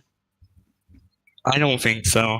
No, that was just a good strategy call, and really, I feel like Derek Paulson might have been able to catch him if I didn't hold him up on his outside, but oh well. Alrighty, well, still a second place finish, able to put it on the podium. Anybody want to shout out sponsors? Who gets done there for you in the O2 camp? Thank you to Key Performance Motorsports, unfortunately. B-Speed for sponsoring, and that's it. Alrighty, well, a second place finish here, and a very strong run for Bridger Olson. Congrats again. Thank you. And Josh, I believe you have our race winner, Brian Dees. Indeed, I do. Down in victory lane with Brian Dees. Brian, interesting tire strategy. They're at the end, taking 2 tires, I believe. What got it done for you? Yeah, I might be just as surprised as you are. That last caution, I knew everybody was coming to take tires, obviously. Didn't really feel I had the short run speed to really do anything, so pretty much like as I was on the brakes pulling into my pit stall, I made the decision, and I only took 2 tires there, so surprisingly it worked out. I didn't expect it to work out that well, but was able to get the lead, and then on the couple of restarts was able to pull away a little bit, so built a gap and was able to hold them off. So I asked Derek a similar question that I'm going to ask you, but looking in your mirror, seeing Bridger and Derek side by side, did that give you a little bit of excitement knowing that they're battling hard behind you? They're not going to have the opportunity to come catch you if they stay side by side like that. A little bit. I was kind of looking in the mirror, just pulling for Paulson more than anything, being my teammate. I was hoping he'd be able to get clear and grab second. Didn't quite work out that way, but yeah, I think more than anything, the clean air is what helped. I think not having that dirty air from any cars in front of you, I think that's why I was able to find speed all of a sudden at the end there and was able to hold them off even with the 2 tires. All right. Well, before we let you go, continue your celebration. Who do you have to thank? Gotta thank MFRD. Give a shout out to my teammates, the man himself, Michael Falk, for doing these paints. Kind of threw these together real quick today. These Halloween themed paint schemes are horror movie paint schemes for Halloween. So that was really cool. So shout out to him for being able to do that. I told him going into this race that I love the Freddy car. I actually ran it previously in an Xfinity car. So I was pretty stoked that he was able to transfer it over, put it on the next gen for me. So definitely a big shout out and thank you to him. And if you're looking for a paint on iRacing, definitely look him up on Facebook at MF Racing Designs. Also, thank you to all the admins in the league for putting this on. Also, special shout out to Dylan Parker there at the end. He was kind of being my cheerleader a little bit, so I appreciate that. And thank you guys up in the booth for everything you do and put on a good show for us. All right, that's Brian D's winner of tonight's race, the Crescent Sock Shop 200 at Nashville. Well, Dawson, another exciting race down. This one, it stayed green for a very long time tonight. And then we saw 4 cautions in the final 60 laps. Yeah, and I think you could tell from some of the interviews we had there, especially with the driver of the O2, Bridger Olson, not very happy with the way things played out at the end there. Some unhappy drivers there in terms of teammates even, but also, too, with the cautions in general.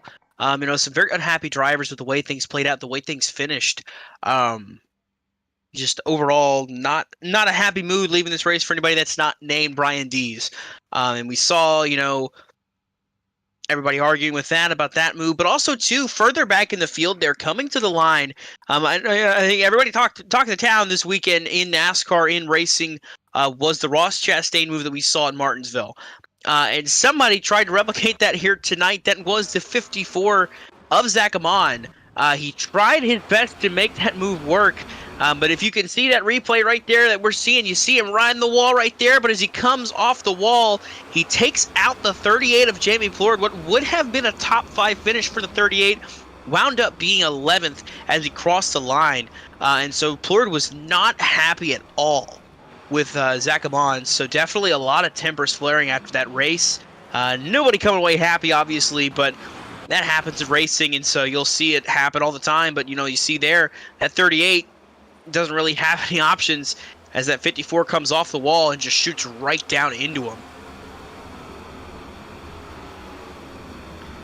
And that wasn't even the end of the action. At the end of that one, if you look a little bit further back on the backstretch, contact with Maori and Marasco sends the 8 into the 34 to 62, taking them out of contention. So definitely a lot of hurt feelings after the end of this race. A lot of contact and a lot of issues. So nobody's leaving happy except the driver of the 17. Yeah, a lot going on this race. Lots to unpack. But, these guys, they get to leave Nashville behind. And November 8th, 1 week from today, visit Kansas. 133 laps around a track that we're definitely going to see multi-groove racing at.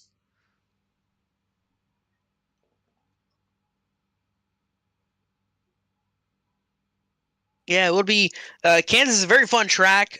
I love Kansas.